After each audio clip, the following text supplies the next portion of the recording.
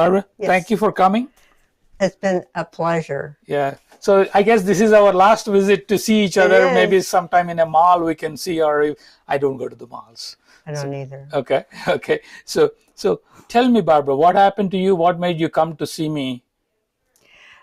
December 16th of 2024, I had a total knee replacement. Mm-hmm.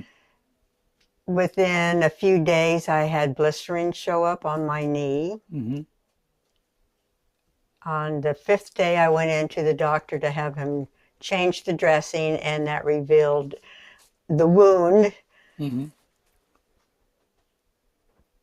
And he said I had a reaction to something. Who knows what it was? Okay. Don't know what it was. Mm-hmm. Mm-hmm. And then he told me I needed to see a wound care specialist, and he had the guy for me. Mm-hmm. Mm-hmm. So here I am. So then what, I mean, it was, what were your fears with the knee? My fears, well, I didn't know what was going on. What is this? Mm-hmm. And it just got worse and uglier. Yeah. And is it going to get infected? Okay. Is it not just the top, The whole joint. the whole joint, the whole, just so what's going to happen with so this? what did we do? Can you remember the steps of what we did? We cleaned it out, and You cleaned it.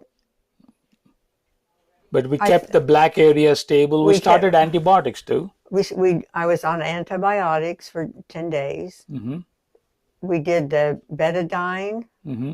Kept it stable. Kept it stable, and then I guess that helped dry it out. Yeah. And you would trim around it. Mm-hmm.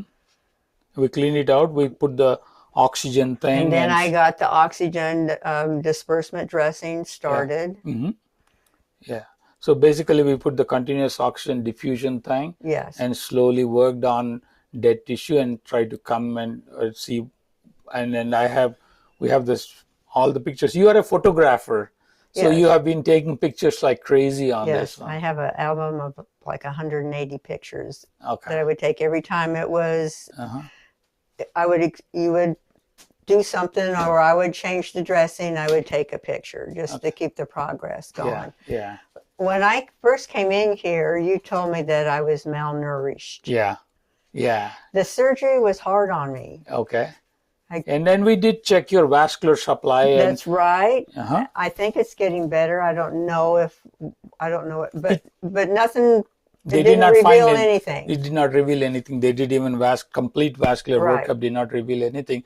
And what did you think about your the sugars thing with continuous glucose monitor and low sugars? Oh my gosh, you tried everything to find out why this is not healing. Mm-hmm. So we did the Freestyle Libre to see if I was diabetic. With your family history of diabetes and all that.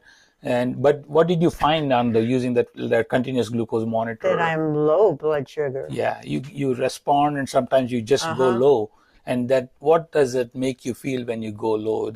I get a little shaky, probably. Yeah, but you're not a diabetic, but you are sometimes you go down and I need to eat. Yeah, you need to eat. But I told you I gave you the list of foods for the low carb. When you go to low, you don't want to stimulate insulin again too much, because if your sugar goes up, your insulin comes up, and then you overcorrect it, then you become hungry, and your system kind of goes into trouble. But I don't know if that has anything to do with that sore, because I thought it was mostly vascular, I was thinking.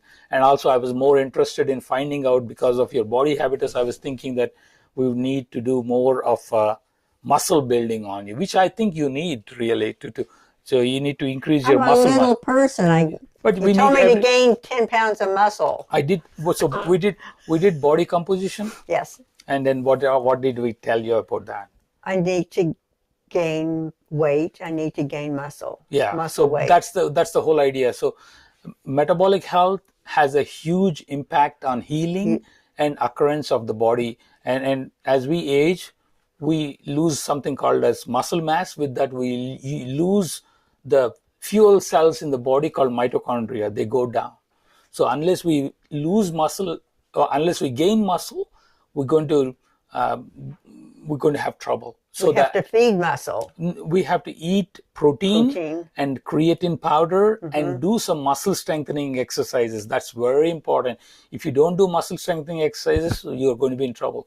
So what I want to do is try to call it a day for that knee problem that you have from a wound standpoint. But what I would highly suggest for you is maybe come back in 3 to 6 months and do some muscle strengthening exercises, build that muscle mass, because sarcopenia, which is muscle loss, which I told you need to gain 10 pounds of muscle, that is lean body mass you have to gain, not fat mass. Right. So you need to increase your, so now that your knee ulcer is healed up, you need to go and increase your muscle mass and go strictly to the gym, whatever you can do. And I know you like biking and all that. Biking and all that is fine. I know you like that. But the question is not that. Question is you need to go and figure out how to increase your muscle mass, get a therapist and work on your muscle mass. And I want, in fact, to see you back in 3 months to see that you did the job of following what I told you. Yes, sir. Okay. Thank you very much. And keep taking those good pictures that you take. Not for the knee, but the weather, the whatever. The scenery. Any advice you might have for anybody suffering with this complications? Surgery happens and complications happen. The question is, how do you approach it? What are your fears, and what would be your advice for people that might suffer this problem? Stick with the program, with what you have. And track it. And track it. I took every day, I wrote down what I ate and protein to make sure that I was doing what I was supposed to be doing. Yeah, good. I mean, I think tracking is the key. So all the best. Yes. Thank you very much for agreeing to do this. Keep a journal. Keep a journal. Yes. Thank you. Thank you very much. Thank you.